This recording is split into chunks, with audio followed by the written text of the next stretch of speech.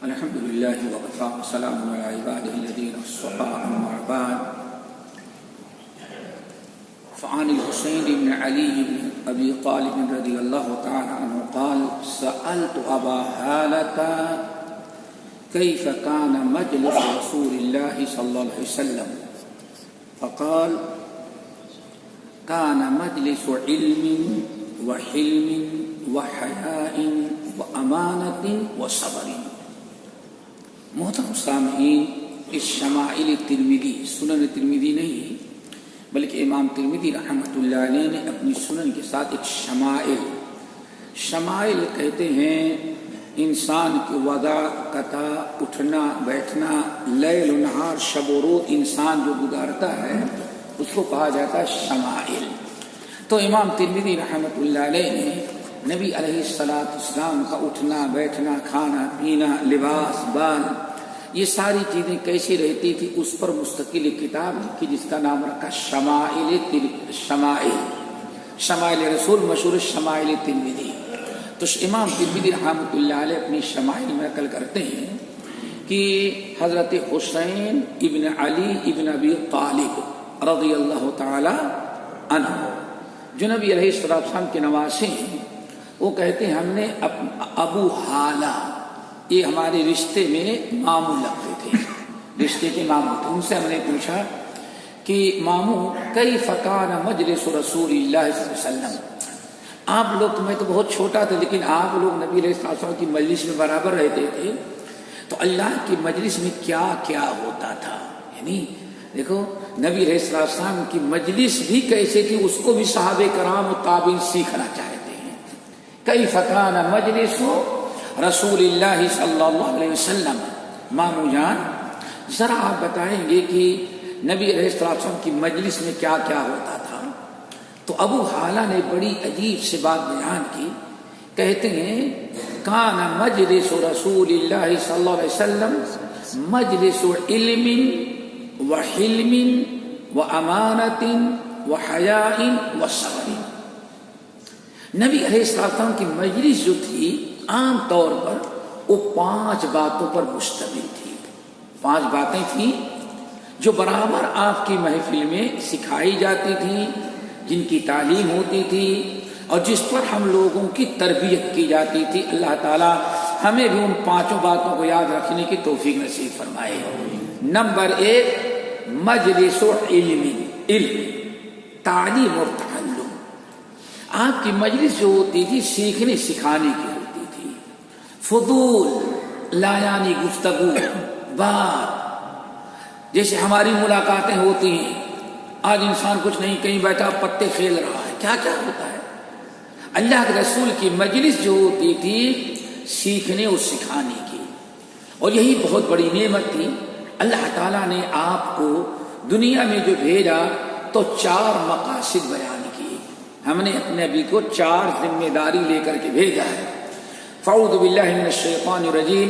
هو الذی بعث فی الامیین رسولا منہم یتلو علیہم آیاتہ ویزکیہم ویعلمہم الکتاب والحکمہ. 4 چیزیں تھیں.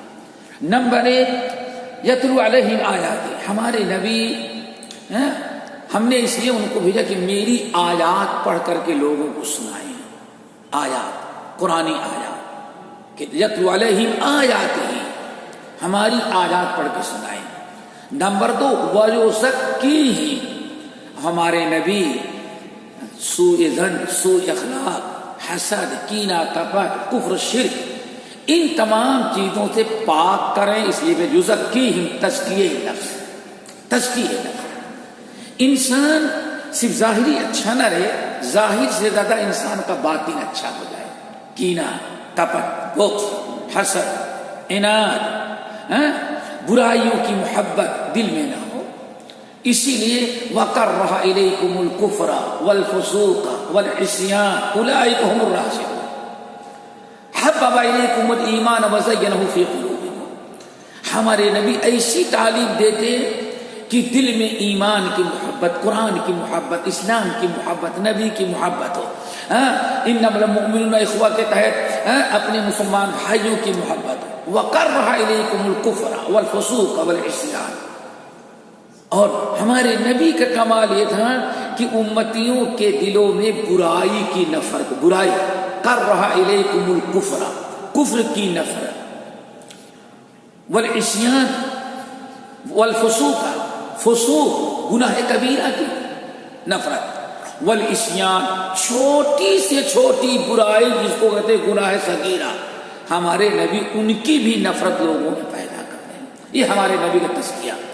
نمبر 3 وَيُعَلِّمُهُمُ الْكِتَابَ، اس کتاب کی تعلیم دے. حضرت عبداللہ ابن عمر ابن الخطاب رضی اللہ تعالیٰ عنہ کہتے ہیں ہم لوگ نبی علیہ السلام سے سبق میں 5 آیات لیتے تھے. ان 5 آیات کو جب تک ہم لوگ سیکھ نہ لیں، یاد نہ کر لیں، عمل کرنا نہ سیکھ جائیں، تب تک اگلا درس نہیں دیتے تھے. آیات پڑھ کے سنانا الگ ہے اور باقاعدہ اس کی تفسیر کرنا، تعلیم دینا الگ ہے. اسی لیے حضرت عبداللہ بن عمر کہتے ہیں فَعَلَّمَنَا الْعِلْمَ وَالْعَمَلَ، ہمارے نبی نے صرف علم نہیں دیا، ہم کو علم بھی سکھلانا اور علم پر عمل کرنا بھی سکھلایا، والحکمت، اور حکمت سکھلاتے تھے. تو نبی علیہ السلام کی مجلس کی پہلی خوبی کیا تھی بھائی؟ مجلس و علم. دعا کرو یہی نصیب ہو جائے. ہم تو ماشاءاللہ جہاں جائے گے کھائے سو گئے، وہ بھی کہیں پاکستان میں الیکشن چل رہا تو پھر کیا پوچھ رہا ہے؟ ہاں معلوم پڑتا ہے سارے اچھے کینڈیڈیٹ جو تھے دبئی میں سارے بیوقوف پاکستان میں لڑنے کے لیے رکھ گئے. ایسا تبصرہ امریکہ میں کہیں انتخاب ہو تو معلوم پڑتا ہے امریکہ کا صدر اس کو بننا ہے. فضول میں کتنی باتیں ہم کر ڈالتے، نعوذ باللہ من ذالک. لوگوں پر لقاء الناس لا يفيد شيئا سوى الهذيان من قيل وقال. لوگوں بہت زیادہ اٹھنا بیٹھنا لوگوں کے ساتھ صرف ہذیان، بکواس، کیل و قال، ایسا ہے تو اس میں ہم وقت گزار دیتے ہیں. کسی بھی مجلس میں آپ بیٹھیں تو وہاں دینی گفتگو ہو. کیسی گفتگو ہو؟ علمی. لا خیر فی کثیر من نجواہم الا من امر بصدقۃ او معروف او اصلاح بین الناس. یہ ہے مومن کی مثال.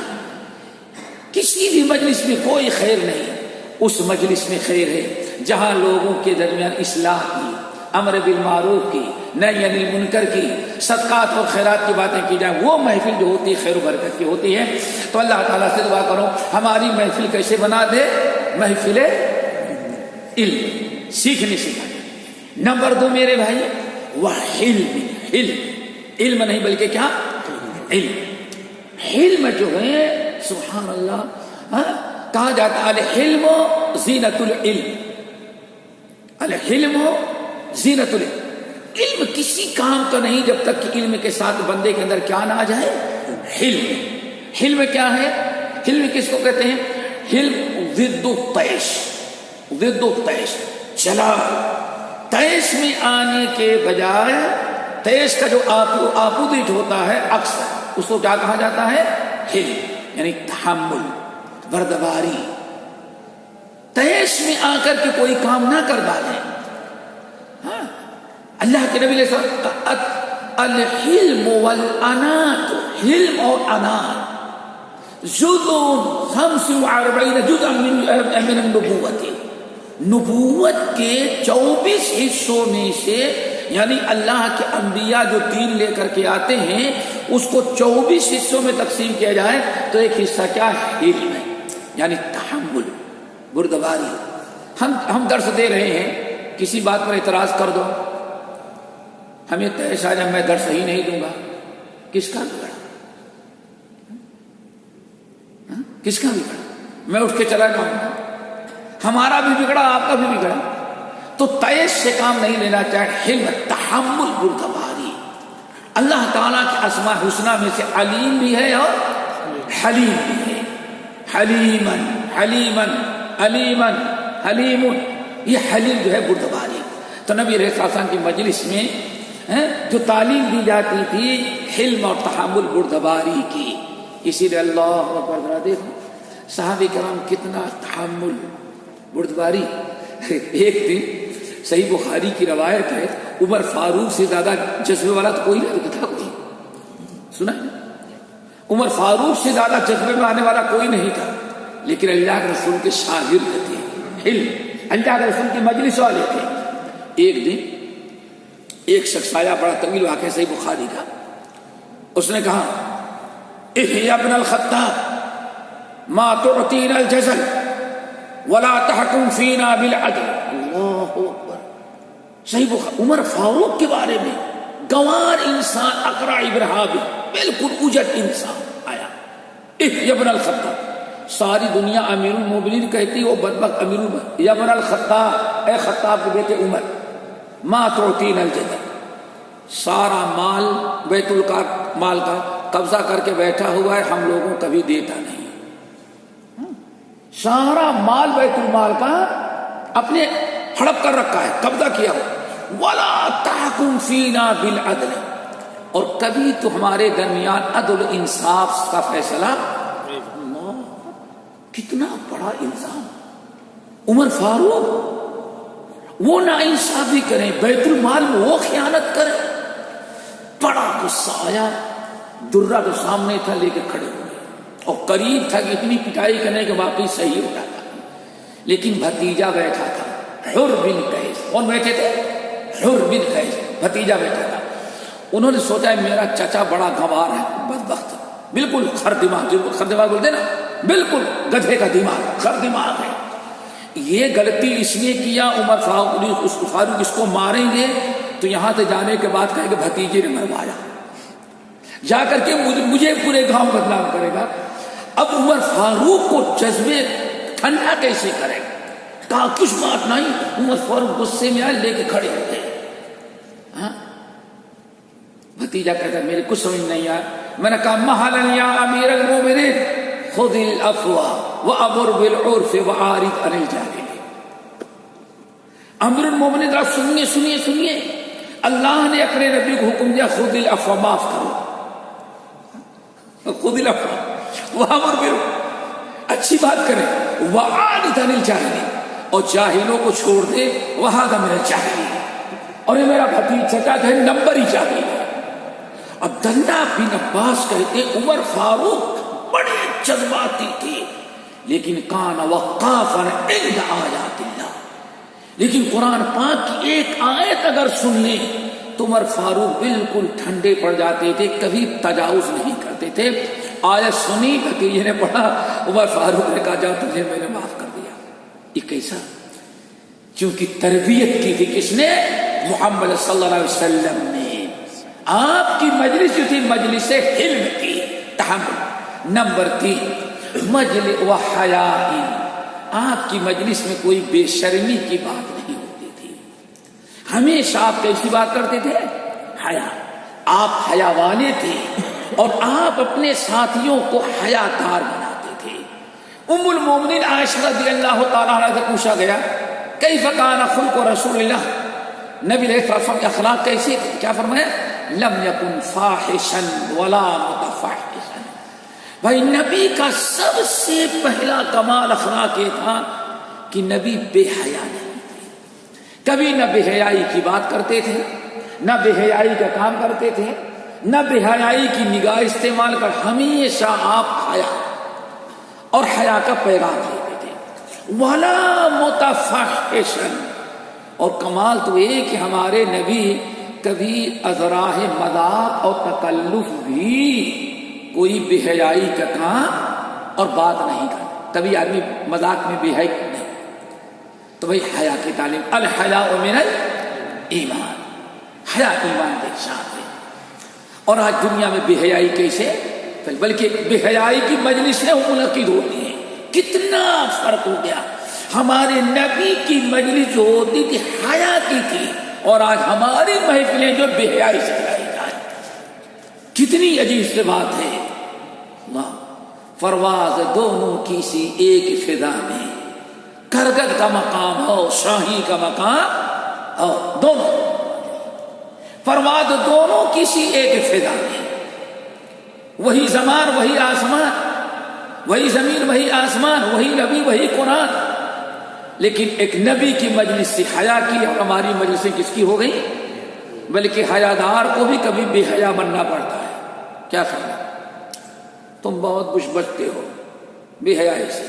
کئی شادی میں پھنس گئے, بیچ میں بیٹھ گئے, اب کتنی بھی بے حیائی ہو تم کو بیٹھنا ہی, اٹھ کے جائیں گے تو مجلس کے کیا کہتے ہیں آداب مجلس کے. اللہ تعالی ہم سب کو حیا والا. الحیاء من الایمان والایمان فی الجنہ. اللہ اکبر. الحیاء من الایمان, حیا ایمان کا ایک حصہ ہے اور ایمان بندے کو کہاں لے جاتی ہے؟ جہنم. لم یکن فاحشا ولا متفحشا استحیوا من اللہ حق الحیا.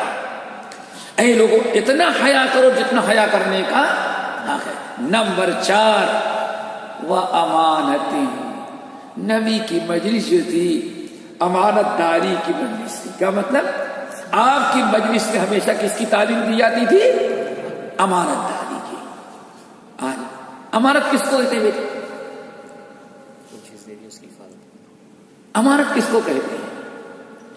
امانت جو ذمہ داری اللہ کی طرف سے, رسول کی طرف سے, کمپنی کی طرف سے, مدرسے کی طرف سے, کسی کمیٹی کی طرف سے جو ذمہ داری آپ پر ڈال دی جائے اسی ذمہ داری کا نام کیا ہے؟ امانت. آپ سیلس مین ہیں, آپ کی امانت ہے. اللہ سے کیا فرمایا؟ المجالس بالامانہ. آپ کسی مجلس میں دوستوں کے ساتھ بیٹھے, بھائی دیکھو یہ بات یہی ہو رہی, اس کو باہر نہیں. اللہ سے فرماتی یہی مجلس کیا ہو گئی؟ المؤذن مؤتمن الامام ضامن والمؤذن مؤتمن. اللہ سے فرماتا پورے مسجد میں نماز پڑھنے والوں کی امانت کس کے گلے میں ہے؟ امام کی. والمؤذن مؤتمن. لوگوں مؤذن صاحب بھی امانت ان کے پاس رکھے. کیوں؟ پورے محلے کی امانت. چاہے تو جب کسی کو روزہ خراب کروا دے اور جب چاہے تو لوگوں کا روزہ توڑوا دے. کیوں بھائی؟ روزے دار بیٹھے ہیں, مؤذن صاحب غصے میں آ جائے 5 منٹ پہلے اذان دے دیے, سب پورے محلے کے لوگوں کو روزہ خراب. بھوکا انسان ہے, شہر ختم ہوتی ہے 3:30 بجے, بس 3:15 بجے فجر کے اذان دے دیا, آدمی سمجھا شہر کا ہوگا. تو پورے طرح دیکھو کمیٹی کی طرف سے, اوقاف کی طرف سے ایک مؤذن مقرر کر دیا گیا. ایک ذمہ داری, یہی ذمہ داری کیا ہے بیٹے؟ امانت. ہم کو ہماری ذمہ داری ہے درس دینا. اگر ہم درس نہ دیں, بیٹھ کے چائے پینے لگیں, امانت میں خیانت ہوئی کہ نہیں ہوئی بھائی؟ ہماری ذمہ امانت. انا عرضنا الامانت على السماوات والارض والجبال. امانت ہے. القرآن امانت,